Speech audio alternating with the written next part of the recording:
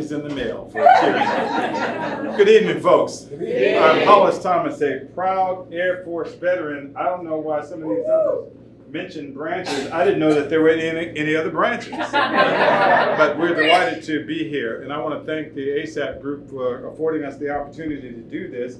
I learned about it and thought, what can I lose? And I've gained quite a bit. So let's give the ASAP community an I'd like to start my story by asking all of you, by a show of hands, how many of you have seen a giant in your lifetime? Anybody seen a giant? Raise your hand. Raise your hand if you've seen a giant. I don't mean the Hulk or the Jolly Green Giant or what's that, Jack and the Beanstalk, that one, and some of the other giants that they say. Transformers, that's another one. All those are fictional characters and characters that people are making big money on and waiting for the paycheck to ring. More often than not, when people think about giants, they're thinking about performers. Who was just here in town and made boatloads of money? What's that young lady's name? Taylor Swift. Taylor Swift. And Taylor Swift made enough money to float a boat to Athens, I think, if she wanted to, just on this city with 3 performances. But that's still not the kind of giant that I'm talking about. We usually think politicians, doctors, lawyers, political figures. And I had the privilege throughout my lifetime to meet a number of luminaries that I think of gigantic people, but they still aren't giants in the truest sense. Maya Angelou, I had an opportunity to meet her as a young man, where she used that raspy voice and said, "When people tell you who they are, believe them." So, and she grabbed my hand, and I was newly married to that beautiful lady over there, about 47. I thought, Maya Angelou's hitting on me with a mint coat on. So, I got the picture. She was very nice, but I still went home to Catherine. But she was one of a number of celebrities that I've met. General Colin Powell, who was one of the most influential people and influential thinkers that I ever ran across. This man I was mesmerized by listening to him, and he never raised his voice in doing his presentation. Was one of the most mild-mannered, and I thought, if ever there was a need to push the red button or the white button at the White House, if he was there, they would have done the right thing, because he would have called order. Another one that I think about when I think about celebrities and entertainers that I've met, one was Oprah Winfrey, when she was on the rise, long before she had all of the Montecito property and all the other things that she had. She was barely able to get her hair done nicely and the whole thing. And it's not a put down, but you can just see the transformation. And now it's all things Oprah, where somebody carries her water. She comes in at that time. But I'm saying that because, again, no matter how big they are, no matter how wealthy, they still are not giants in the truest sense. Now, again, I want to ask you, has anybody here ever seen a giant? Well, I have. I don't know about you, and the giants that I'm speaking of are ordinary people who have done extraordinary things. They have crafted our lives. They have done phenomenal things with a little bit and turned it into much. And the 2 giants I want to tell you about tonight are my late parents, who were born in 1919 and 1922. My father was born in Alabama, my mother across the river in Columbus, Georgia. And at that time, it was a very different, as they said in the Tales of Two Cities, it was the best of times. It was the worst of times. It was a time of discontent and et cetera, et cetera. But they forged forward and made a life. They met each other, and my father's story or version of it is he worked with my grandfather in a plant in Georgia and found out that he had 5 daughters. So he really cozied up to my grandfather, Charlie Dodson. And then my father's cousin worked with him, so he told his cousin, "We're going out to see some girls, but you don't look at that second one because she's already spoken for." And my mother said that was a lie from the pit of somewhere. She had no intentions. But my point is, things were done in a different manner. My mother was the second oldest, but she ended up marrying before her older sister.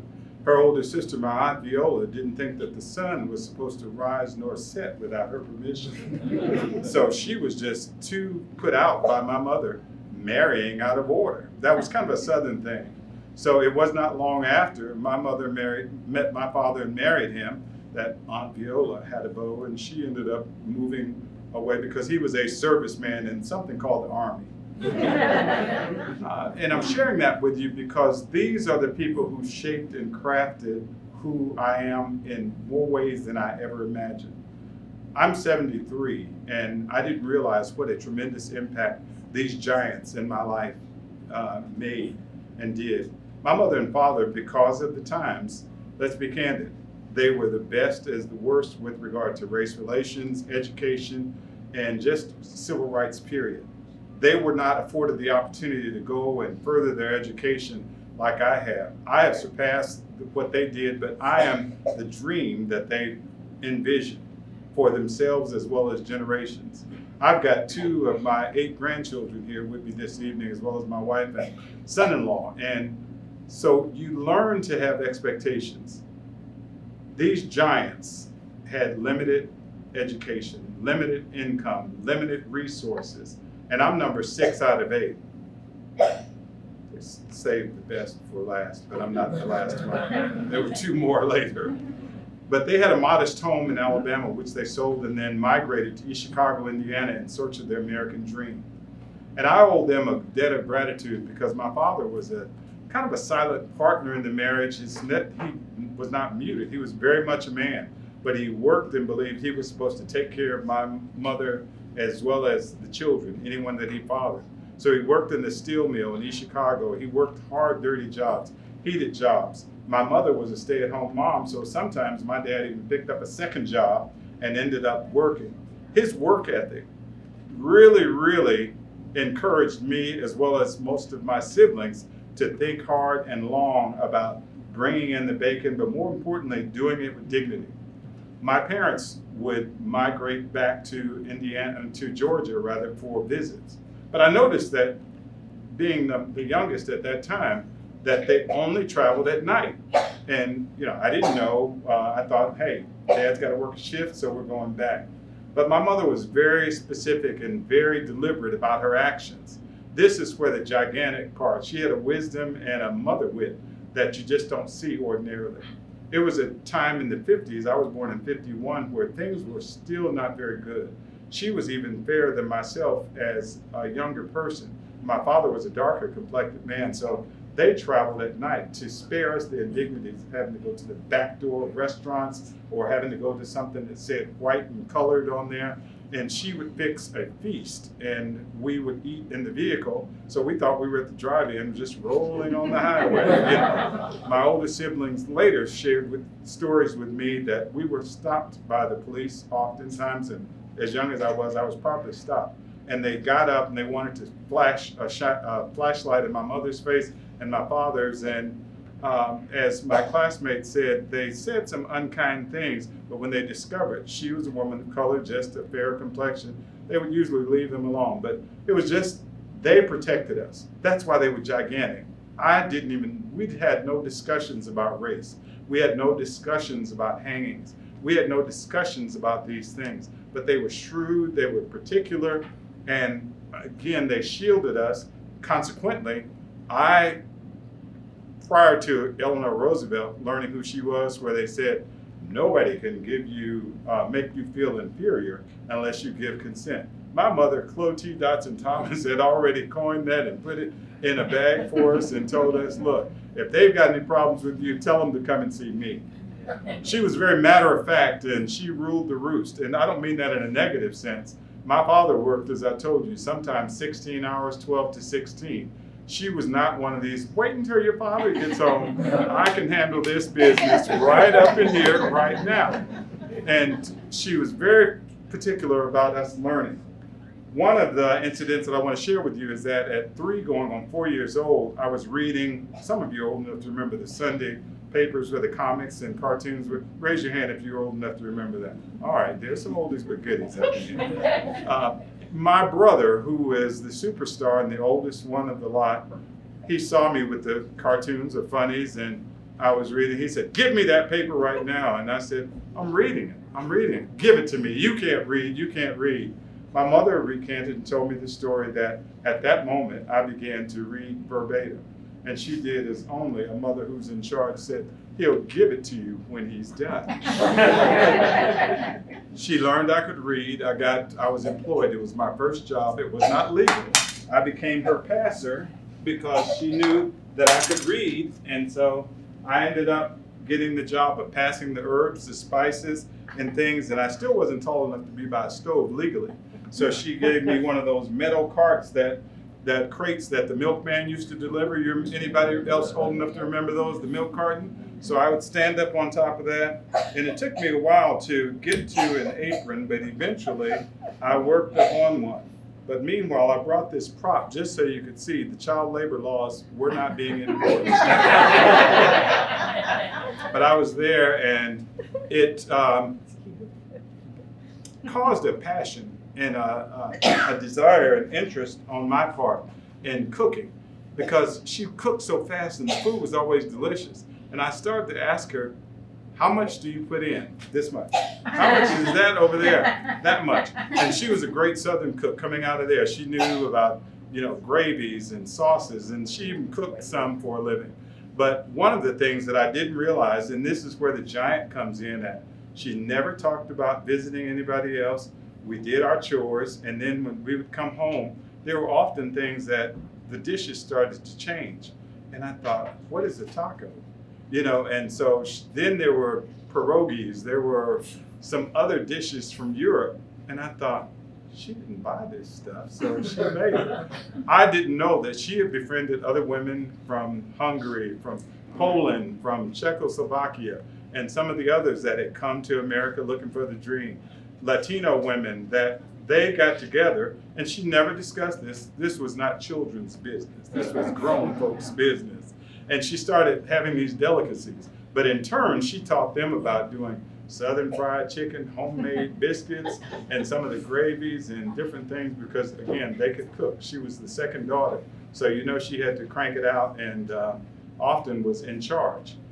The thing that was more exciting than anything for me was that because they did not talk about race, I didn't see difference, even though some of the people looked different or didn't look the same, hairstyles. But it taught us, again, the lesson is nobody can make you feel inferior or different unless you give consent. We were never told that there was any difference or could or should be. And if there was, I knew all I had to do was call my mama and enforce it, and she'd handle it and take it from there. So I continued to pass and learned about herbs and spices. And I'll give you a little hint. I began to cook and be interested enough that I ended up becoming a certified chef. And I went to France and did a study abroad. These are trained in short devices right here. And my wife has left the room to take the granddaughters out, but she used to cook wonderful, fabulous meals. And because of how devoted and whatever she was, and I retired first, she said, "It's all yours, Bubba." But I began to appreciate even more that my mother did so many protective and wonderful things. She became a den mother. I didn't even know what that was for Cub Scouts. So my brother and I could be a part of it. Again, it was a small community in East Chicago, Indiana. We later moved to Hammond, Indiana, and we continued our education and did things there. It was a little different. It wasn't as integrated, and there were divided communities more noticeably. But again, my mother didn't take any guff. She didn't take any confusion. My father always prided himself on renting homes and moving on to something bigger and better.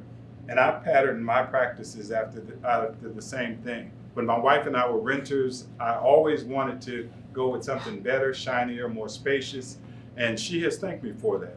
We have a home that we owe nothing on now, and except for the continual repairs that come with aging homes, and somebody shaking their head, you know what I'm talking about.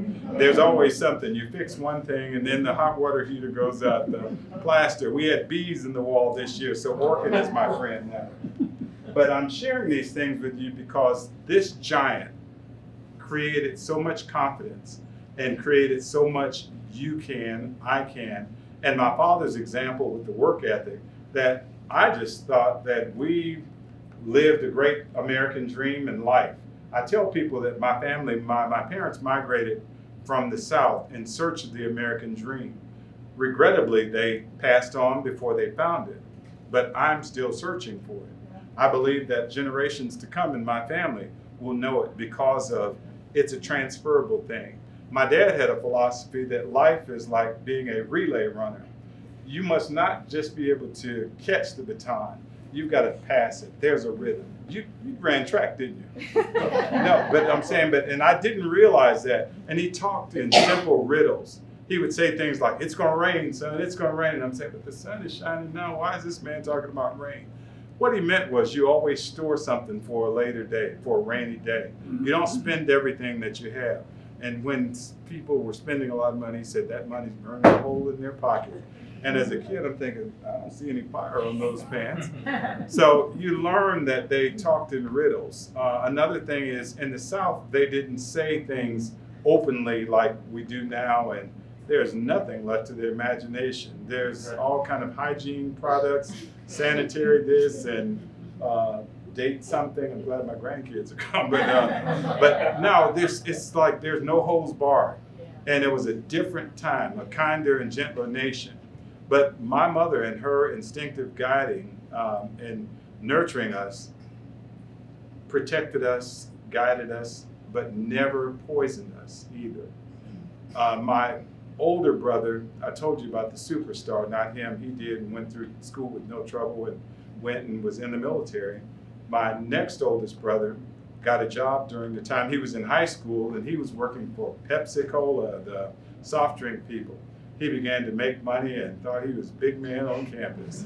He had asthma and spent the better part of a year one time in the hospital. And he also had some vision problems. One of the teachers kept his glasses one time in 6th grade. My mother, you heard about March on Washington, she marked on the public schools. She said, I want those glasses and I want them now. We pay for them. Well, he disrupted my class. I paid for the glasses, ma'am, I want them, or we have a problem. She came home with those glasses.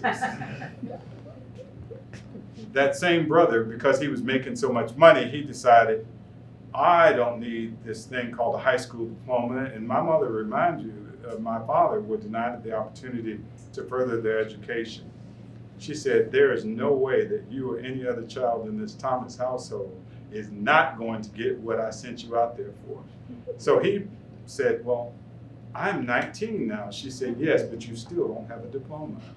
So this is what you're going to do. Well, he rented a room at a boarding house and was there, and his landlady's name was Mrs. Maynard.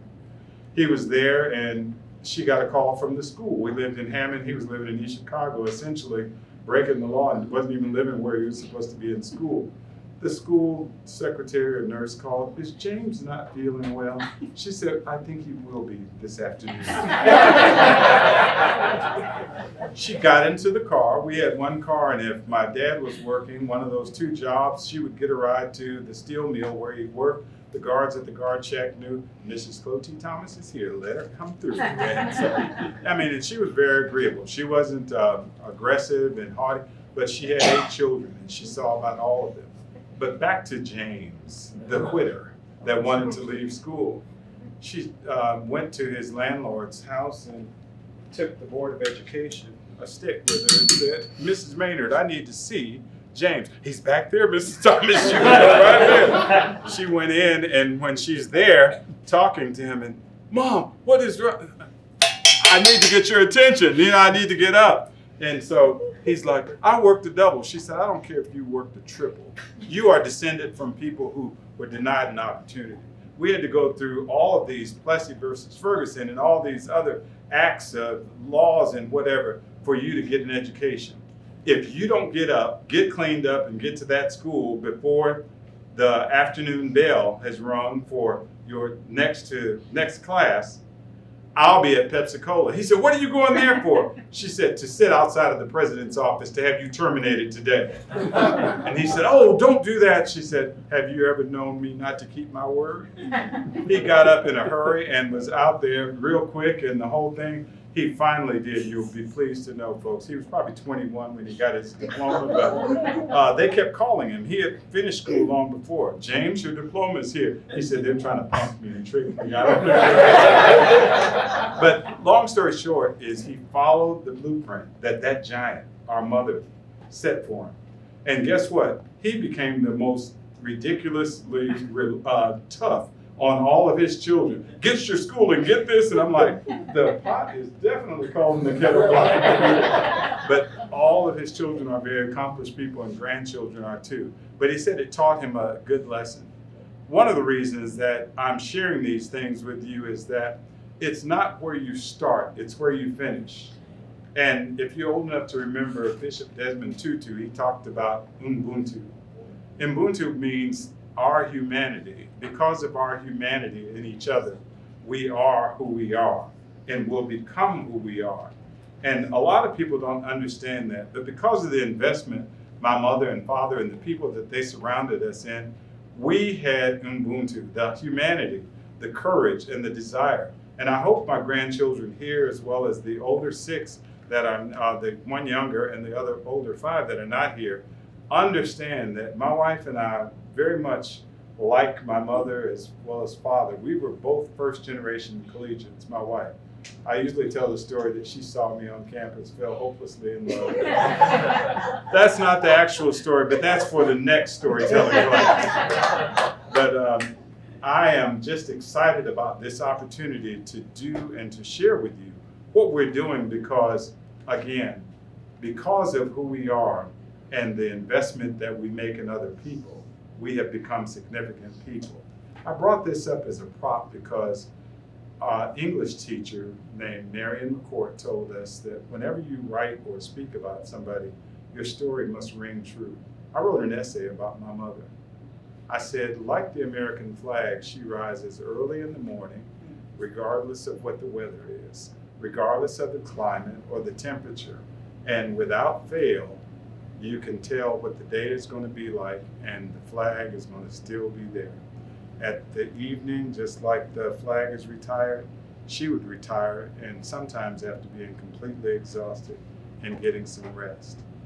And Mrs. McCourt read that essay. I was embarrassed to no end, but I got an A. And she said, your penmanship is always so nice. And I said, thank you. Is that still A+ now?